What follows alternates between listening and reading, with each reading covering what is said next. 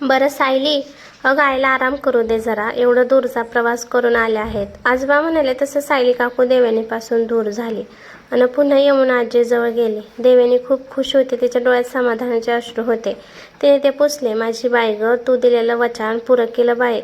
या म्हातारीला तिची लेक मिळवून दिली. तुझ्या मागं माझा आशीर्वाद कायम राहील. यमुना आजी देवयानीच्या तोंडावरून हात फिरवत म्हणाल्या. देवयानीने त्यांचा हात हातात घेऊन डोळ्यांनीच उत्तर दिलं. सायली काकू मग यमुना आजीला घेऊन गेली आणि देवयानी पण मग तिच्या रूममध्ये आली. आज देवयानीला ऑफिसमध्ये जाऊन जॉईनिंग फॉर्मॅलिटी कंप्लीट करायच्या होत्या. ती आवरून गाडीत बसली आणि ड्रायव्हरला ऑफिसकडे गाडी न्यायला सांगितली. ऑफिस बिल्डिंग दिसताच तिने त्याला थांबवायला सांगितले. थोड्याच वेळात ती ऑफिसमध्ये पोहोचली. ती आज 4-5 महिन्यानंतर ऑफिस बघत होते. तिने रिसेप्शनमध्ये तिच्या कामाबद्दल सांगितलं. तुम्ही वेट करा, मी HR डिपार्टमेंटमध्ये कॉल करून विचारते. रिसेप्शनवाली तिला वरून खाली निरखत म्हणाली आणि तिने एक नंबर डायल केला. देवयानी तिथल्या आलिशान सोफ्यावर बसून निरीक्षण करत होती. तिने आजही साडी घातली होती. गळ्यात मंगळसूत्र होतं.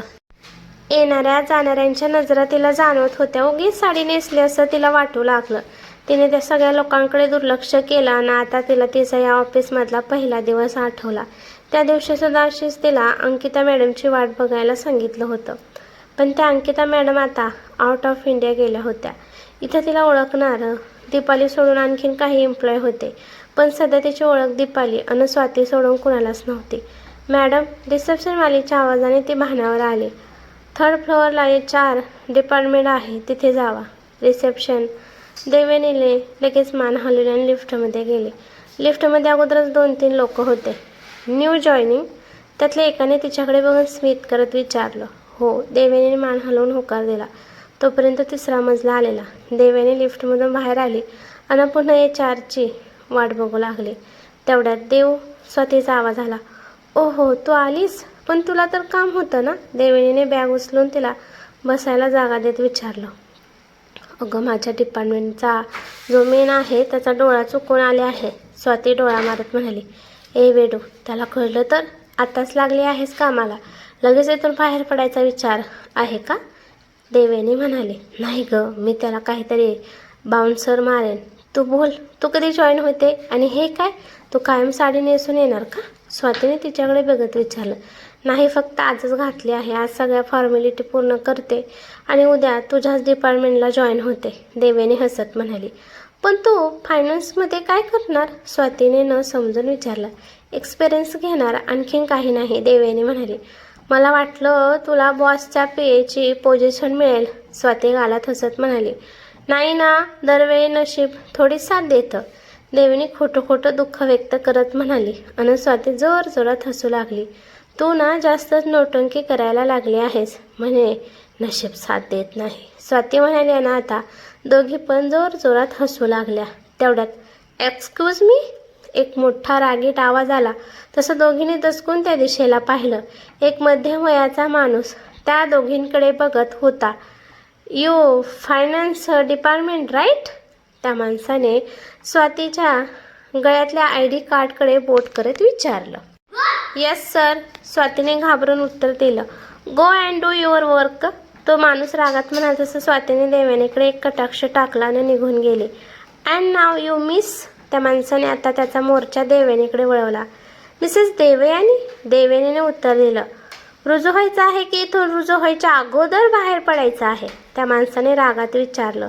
इथेच थांबा आणि शांतता पाळा, तो माणूस म्हणाला आणि पुन्हा केबिनमध्ये निघून गेला. या सनकी सायकोचे एम्प्लॉय पण सनकीच आहेत. एवढं काय विचित्र केलं की हा इतका रागवला? देवयानीने मनातच सुस्कारा सोडला. थोड्याच वेळात तिला आतमध्ये बोलावलं गेलं. कोणीतरी नेहा म्हणून HR होती. तिने देवयानीच्या जॉईनिंग फॉर्मॅलिटी कंप्लीट केल्या. उद्या वेळेवर हजर राहा. आज तुम्हाला सांगितलं त्यापेक्षा 1 तास उशीर आला आहात, नेहा नावाची ती तरुणी देवयानीला म्हणाली. सॉरी, देवयानीने दिलगिरी व्यक्त केली. खरं तर ती वेळेवर निघणार होती, पण मध्येच आजोबांना तिच्या हातचं सूप प्यायचं होतं, त्यामुळे तिला लेट झालेला. सॉरीने काहीच होणार नाही, या ऑफिसमध्ये रूल्स स्ट्रिक्ट आहेत. तुम्ही पहिलं पण होतात ना इथे? नेहा म्हणाली. हो, देवयानीने हसत उत्तर दिलं. तेव्हाच माहिती नाही मला, पण आता HR डिपार्टमेंटचे जे मेन आहेत मिस्टर सोहम सर, ते खूप स्ट्रिक्ट आहेत. मागाशी बघितलं असेलच, ते मंथ एंडला प्रत्येक एम्प्लॉईचे इन आउट चेक करतात. सो नेक्स्ट टाईम काळजी घ्या. Yes madam, thanks a lot. देवयानीने तिची पर्स आणि फाईल घेतली. ते बाहेर आली आणि लिफ्टसमोर उभी राहिली. त्याच वेळी पुन्हा एकदा मगाचा माणूस मिस्टर सोहम तिच्याजवळ येऊन उभा राहिला. देवयानीने त्याला स्मित दिलं, पण त्याने पाहिलं पण नाही. तेवढ्यात लिफ्ट उघडली तशी देवयानी पुढे जाऊ लागली, पण समोर कार्तिक पाटीलला बघून जागीच थबकली. तो मात्र फोनमध्ये डोकं खुपसून उभा होता. मिस, तुम्हाला जायचं नाही का? मिस्टर सोहमच्या आवाजाने ती पटकन लिफ्टमध्ये गेली आणि कार्तिक पाटीलच्या जवळ जाऊन उभी राहिली. तिच्या आवडत्या त्या परफ्यूमचा सुगंध नाकात जाताच तिला फ्रेश वाटू लागलं. तिने हळूच कार्तिककडे नजर टाकली, पण तो आता सरळ समोर बघत होता. शिबाबा, एकदा तरी मला बघायचं ना? मान्य आहे मी बायको आहे, रोज रात्री मलाच बघत असतो, पण इतक्या महिन्यानंतर मी ऑफिसमध्ये आली आहे. किमान एक नजर तर देऊ शकत होता. तिला मनातून थोडं वाईट वाटलं, कारण इतक्या दिवसानंतर तो तिला इग्नोर करत होता म्हणून थोडं जास्त खटकत होतं. पण ऑफिस जॉईन करण्याचा निर्णय तिचाच होता. सो ती तशीच मान खाली घालून गप्प राहिली. हॅलो सर, मिस्टर सोहमने त्यांना ग्रीट केलं. मिस्टर सोहम, सगळ्यांना जाहीर करा की वेळ खूप मौल्यवान आहे आणि मला उशिरा येणारे कर्मचारी अजिबात आवडत नाहीत. तसेच त्यांना सांगा की ऑफिसचा ठरलेला पोशाख घालूनच यावं. माझ्या ऑफिसमध्ये साडीला परवानगी नाही. कार्तिक निर्विकारपणे सोहमसोबत बोलत होता आणि इकडे त्याचं बोलणं ऐकून देवयानी मनातच चिडचिड करत होती, कारण तिला कळलं होतं की ते सगळं तिच्यासाठी होतं. सरळ सरळ मला बोला ना, असे टोमणे का मारत आहेत? शिबाबा, माझ्या बटाट्याचा रोमॅन्टिक मूड ऑफ झाला अन सनकी हिटलर मोड ऑन झाला. देवयानीने मनातच दातओठ खाल्ले. येस सर, मी सांगतो, सोहम म्हणाला आणि लिफ्ट ओपन झाली. देवयानी लगेच लिफ्टमधून बाहेर पडली आणि सरळ ऑफिसमधून बाहेर आली. ती मनात थोडी रागवली होती. बाहेर तिच्यासाठी गाडी अगोदरच थांबली होती. ती थोडी पुढे गेली तशी गाडी पण तिच्या मागोमाग आली. मग ती गाडी जाऊन बसली. काका, तुम्हाला कसं कळलं की माझं काम झालं ते? देवयानीने ड्रायव्हरला विचारलं. सरांचा मेसेज आलेला, ड्रायव्हर म्हणाला आणि देवयानीने रागात नकारार्थी मान हलवली. त्याच वेळी तिचा फोन वाजला. कार्तिक पाटीलचा मेसेज होता. तिने ओपन केला. मला तुझी खूप आठवण येत होती. तुला भेटायचं होतं. असो, घरी पोचल्यावर मला मेसेज कर. तुझ्यावर खूप प्रेम आहे माझं. बघायचं होतं म्हणे. समोर आल्यानंतर एक नजर पण पाहिलं नाही आणि बघायचं होतं. त्याच्या मेसेजने तिचा राग लगेच वितळला आणि गालावर किंचित गोड हसू पसरलं. तिला माहिती होतं नक्कीच तो तिची वाट बघत होता, पण ती लेट आली म्हणून रागवला पण होता. म्हणूनच त्या रागात त्यानं कदाचित पाहिलं नसेल. तिने लगेच त्याला मेसेज करायला सुरुवात केली. सॉरी, थोडासा उशीर झाला. पुढच्या वेळी नाही होणार. रात्री भेटू. माझंही तुमच्यावर खूप प्रेम आहे. तिने गालात हसत मेसेज केला आणि डोकं पाठीमागे टेकवून डोळे मिटले.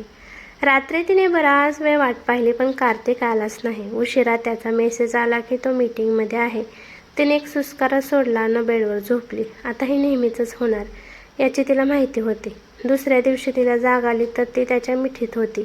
तिच्या गालावर हलकं स्मित पसरलं. तिने हळूच त्याचा हात बाजूला केला आणि उठायचा प्रयत्न करू लागली, पण तेवढ्यात त्याने तिच्या पोटाला कवटाळलं आणि स्वतःकडे खेचलं. तसं ती त्याच्या मजबूत मिठीत कोसळली. ती लगेच शहारून गेली. कार्तिक, उठायला हवं. माझा आज ऑफिसचा पहिला दिवस आहे. मला लेट नाही व्हायचं. ती मुद्दाम लेट या शब्दावर जोर देत म्हणाली आणि उठायला लागली. मला तुझ्या ऑफिसचं काही देणं घेणं नाही. त्याने तिच्या गळ्याभोवती विळखा टाकला. असं कसं? माझे बॉस चिडतील ना माझ्यावर? कार्तिक, ऐका ना, बॉस चिडले तर पहिल्याच दिवशी माझी हकालपट्टी करतील. मला जाऊ द्या. ती त्याच्या विळख्यातून सुटण्यासाठी धडपड करत होती, पण त्याच्यापुढे तिची ताकद कमी पडत होती. शेवटी तिने आता हालचाल करायचं थांबवलं. तसं तो गालात हसल्यानं त्याने डोळे उघडून तिच्याकडे पाहिलं. ती तोंड बारीक करून त्याच्याकडे बघत होती. माझ्या सकाळच्या सुरेख किरणा, किती वेळा सांगितलं आहे, माझ्या प्रत्येक सकाळची सुरुवात तुझ्या गोड व्हावी असं मला वाटतं, तरीही माझ्यापासून दूर जाणार का? त्याने तिच्या ओठांच्या कडांवर अंगठा दाबत फिरवला तसं तिचे गाल झरझर गुलाबी झाले. तिने लाजून नजर दुसरीकडे फिरवली आता मला माझा गोड मध हवा आहे, तो म्हणाला अन त्याने तिच्या गालावर हात ठेवला. तिने लगेच हसून डोळे मिटले. दोघे पुन्हा एकदा एकमेकांत हरवून गेले. दी, ते लोक आले, मी जाऊन त्यांना आत घेऊन येतो, राम बाहेरून ओरडला. हां, देवयानीने किचनमधूनच उत्तर दिलं. अगं, या लोकांना काय ते बनवून द्यायचं, तू कशाला किचनमध्ये आली? सायली काकूने किचनमध्ये येत विचारलं. मॉम, रोज इथे यायला नाही जमत, आज रविवार आहे आणि पहिल्यांदा राम आणि आरवचे फ्रेंड्स घरी येत आहेत, म्हणून म्हटलं मी काहीतरी खास करावं. शिवाय यमुन आजीसाठी पण बनवायचं आहे. देवेने हसत म्हणाले. बरं, कार्तिक गेला का? हो, आताच गेले. देवेने ओव्हनमधून पिझ्झा बाहेर काढत म्हणाली. अरे वा, पिझ्झा बनवला? सायली काकूने भुवया वर करत विचारलं. हो, रामला खूप आवडतो. देवयानी पिझ्झाचा स्मेल घेत म्हणाली. पनीरवाला आहे वाटतं? सायली काकूने पिझ्झाकडे बघत विचारलं. हो, राम आणि पनीर, तुम्हाला तर माहिती आहेच. देवयानी हसत म्हणाली. देव, सायली काकूने थोडा विचार करत तिला हाक मारली. हा मॉम, देवयानी म्हणाली. जसा राम या घराचा एक भाग बनला आहे तसाच आरवसुद्धा या घराचा भाग आहे. त्याच्या आईने जे काही केलं त्याच्याशी त्याचा काही संबंध नाही. तू जे काही रामसाठी करशील तेव्हा. सायली काकू बोलतच होती की देवयानीने दुसरा ओव्हन ओपन केला आणि त्यातला पिझ्झा सायली काकू समोर ठेवला. सायली काकू बोलता बोलता मध्येच थांबली. मला माहीत आहे, आरवला चिकन पिझ्झा आवडतो. देवयानी त्या पिझ्झावर चिली स्प्रेड करत हसून म्हणाली. सायली काकू तिच्याकडे कौतुकाने बघत गालात हसली. मी विसरले होते, तू माझी देव आहेस. सायली काकू तिचा गाल ओढत म्हणाली. तेवढ्यात सिस्टर इन लॉ, झालं का? चला ना बाहेर पटकन. आरव देवयानीच्या हातातून पिझ्झा घेत थोडा एक्सायटेड होऊन म्हणाला. हो हो, चल, तुझ्या फ्रेंड्सना भेटायचं आहे. मॉम चला, देवयानी म्हणाली. तुझा मी नंतर येते, सायली काकू म्हणाली. मग मात्र देवयानी आरवच्या मागे मागे गार्डनमध्ये गेले. ते लोक स्विमिंग टँक शेजारी गोलाकार टेबलवरती बसले होते. ती तिथं जाताच सगळे तिच्याकडे बघू लागले. हे दी, रामला पाहून पुढे झाला आणि त्याने देवयानीचा हात पकडला. ही माझी दी, राम सगळ्यांकडे बघून बोलत होता. आणि माझी सिस्टर इन लॉ, आरव पण लगेच म्हणाला. आणि दी, ही निर्विका, हा मोहित, निर्विका, सनी, हा किशोर. राम प्रत्येकाची ओळख करून देत होता. देवयानीने हसून सगळ्यांना प्रत्युत्तर दिलं, पण सनीकडे बघितल्यावर मात्र तिच्या चेहऱ्यावरचं हसू थोडं मावळलं, कारण तिला लगेच कॉलेजमधला प्रसंग आठवला. हाय दी, निर्विकाने उठून देवयानी समोर हात केला. तशी देवयानी भानावर आली. हाय. देवयानीने तिला हात मिळवला. सिद्धार्थने पण हात पुढे केला. तिने त्याला सुद्धा हात मिळवला आणि त्याच वेळी हॅलो सिस्टर इन लॉ. सनी उठून उभा राहिला होता, तेही तिच्यासमोर एक हात करून. तिने जबरदस्तीचं स्मित केलं आणि त्याच्या हातात हात दिला. बाकी दोघांनी तिला दी बोललं होतं, पण त्याने मात्र सिस्टर इन लॉ बोललेलं तिला थोडं खटकलं. सॉरी, त्या दिवशी मी थोडा रागात होतो, तो हसत तिचा हात दाबत म्हणाला. तशी ती भानावर आली. इट्स ओके, देवयानी म्हणाल्यानं तिने जवळजवळ झटका लागावा तसा हात मागे घेतला. तिला थोडं वेगळं वाटलं होतं. त्याच्याशी हात मिळवल्यानंतर नकळत मनात एक इन्सिक्युरन्स फिलिंग आलेली, म्हणून तिने गडबडीने त्याच्या हातातून हात सोडून घेतला होता. तुम्ही एन्जॉय करा, मी आहेच, काही लागलं तर सांगा, देवयानी आरव आणि रामकडे बघत म्हणाली आणि तेथून सटकली. ना जाणो तिला सनीबद्दल काहीतरी खटकत होतं. त्याची नजर पण खटकत होती. शी, काय विचार करते मी? ते लोक माझ्या लहान भावाचे मित्र आहेत, माझ्या लहान भावासारखे आहेत. मी जास्त विचार करते. देवयानीने सगळे विचार मनातून झटकल्याने रूममध्ये गेली. तिने तेथूनच रामला आता डिस्टर्ब करू नको म्हणून मेसेज केला, कारण आता तिला त्या लोकांना भेटायची इच्छा होत नव्हती. आज महिना उलटून गेला होता देवयानीला ऑफिस जॉईन करून. या महिन्यात तिचा आणि कार्तिकचा ऑफिसमध्ये जास्त संपर्क आलाच नव्हता. दोघे फक्त घरीच भेटत होते. देवयानी नुकतीच तिथं कामावरून दुपारच्या सुट्टीत कॅन्टीनमध्ये बसली होती. आज स्वाती सेकंड हाफमध्ये येणार होती, म्हणून ती एकटीच होती.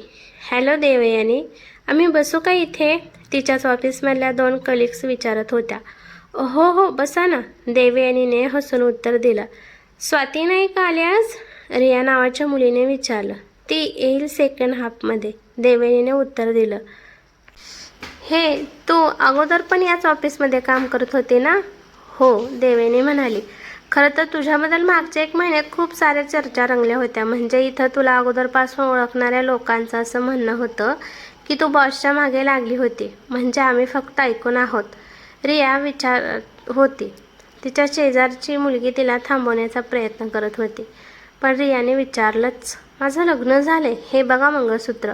माझ्या नवऱ्यावर खूप प्रेम आहे, खूप म्हणजे खूप. देवेने हसत आणि गळ्यातलं मंगळसूत्र हातात घेत म्हणाली, म्हणजे ही पण अफवा आहे तर. या ऑफिसमध्ये सगळ्यात जास्त तर बॉसवरच चर्चा होत असते.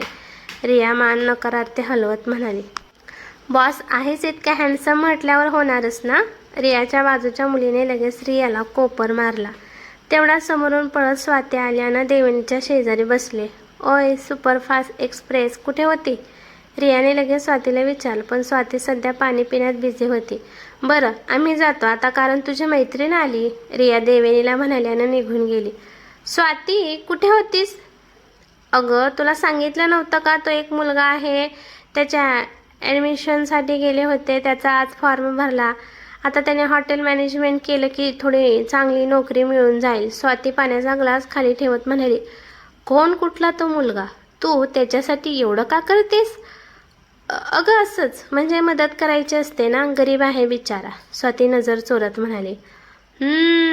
कुछ तो गडबड है दया, देव्याने डोळे बारीक करून स्वातीकडे बघत म्हणाली. आता इथे ती दयाबेन कुठून आली? स्वातीने भुया उडवत विचारले. दयाबेन कोण? मी तर सियाळीमधल्या दयाबद्दल बोलले, देव्यानी म्हणाली आणि दोघी पण हसू लागल्या. स्वाती, तुझी लक्षणं ठीक नाहीत बाबा. कुछ तो हुआ है, कुछ हो गया है, देवेनी डोळे मिचकावत म्हणाली. गप ग, काही पण बोलू नको, स्वाती लाजत म्हणाली. हाय, ए तेरी आके झुकी झुकी, ए तेरा चेहरा खिला खिला, देवेनी हसत म्हणत होते आणि स्वाती तिच्याही नकळत लाजत होते. तिला थोड्या वेळापूर्वीचा किस्सा आठवला, जेव्हा ती कॉलेजमध्ये गेले होते. त्याला तर काहीच माहिती नव्हतं. त्याचा पूर्ण फॉर्म तिनेच भरला.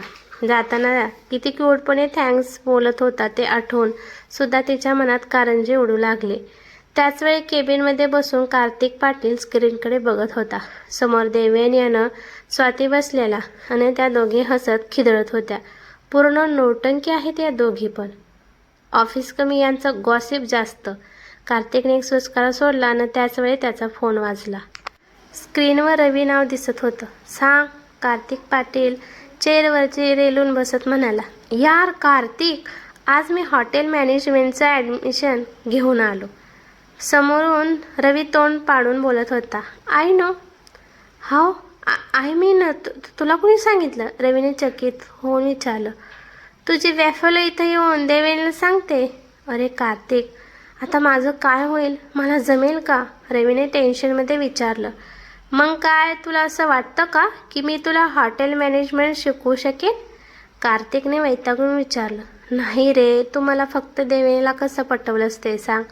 म्हणजे मला काहीतरी युक्ती दे, जेणेकरून मी स्वातीला सगळं खरं खरं सांगेन, रवी म्हणाला. तिला एकदा भेटायला बोलव आणि पुन्हा पुन्हा तिची माफी माग. कार्तिक पाटीलने डोक्याला हात लावत सल्ला दिला. तुला वाटतं याने काम होईल? हो, मला वाटतं होईल. या बायकांना सॉरी ऐकायला फार आवडतं, कार्तिक पाटील म्हणाला. अरे, तरीच माझी पहिली गर्लफ्रेंड मला सोडून गेली, कारण तिला मी कधीच सॉरी बोलत नव्हतं. पण हिला जाऊ देणार नाही. मला तिच्याबद्दल काहीतरी खास वाटू लागला आहे, रवी गालात हसत म्हणला. रवी, तुला असं वाटतं का की मी इथे तुझी प्रेम कथा ऐकायला बसलो आहे?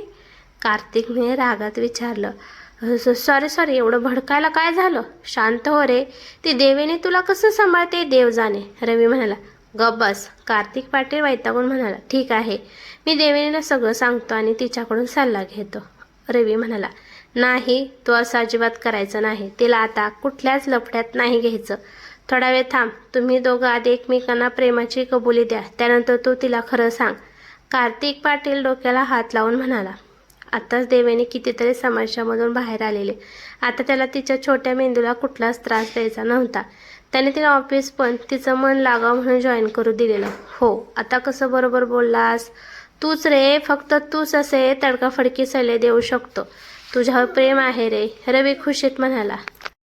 ठीक आहे, कार्तिक पाटील नकारार्थी मान हलवत म्हणाला आणि त्याचं काही ऐकून न घेता फोन कट केला. आता समोरच्या स्क्रीनकडे पाहून त्याने तिचा नंबर डायल केला. तिने फोन पाहिला आणि तिच्या ओठांवर एक गोड स्मित पसरलं. ते बघून इकडे त्याच्याही चेहऱ्यावर आता स्मित पसरलं, पण त्याने लगेच त्याचा चेहरा गंभीर केला. हॅलो, त्याचा आवाज आला. तुझ्या गप्पा झाल्या असतील तर आता कामाला लाग, तो म्हणाला. तिचे डोळे लगेच बारीक झाले. तुम्ही कोण, माझे नवरे की माझे बॉस, तिने विचारलं. त्याच्या भुवया वर झाल्या. दोन्ही, त्याने गालात हसत उत्तर दिलं.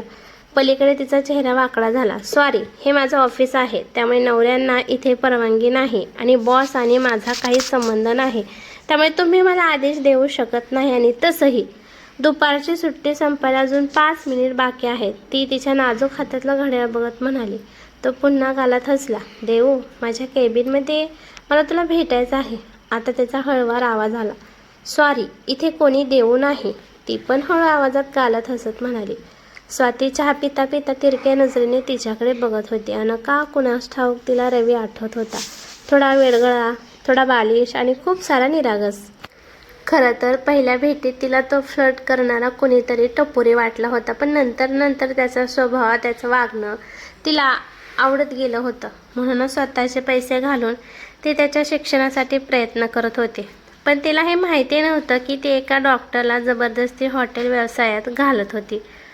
कुठे हरवली, देवणीच्या आवाजाने स्वाती रवीच्या आठवणीतून बाहेर आली.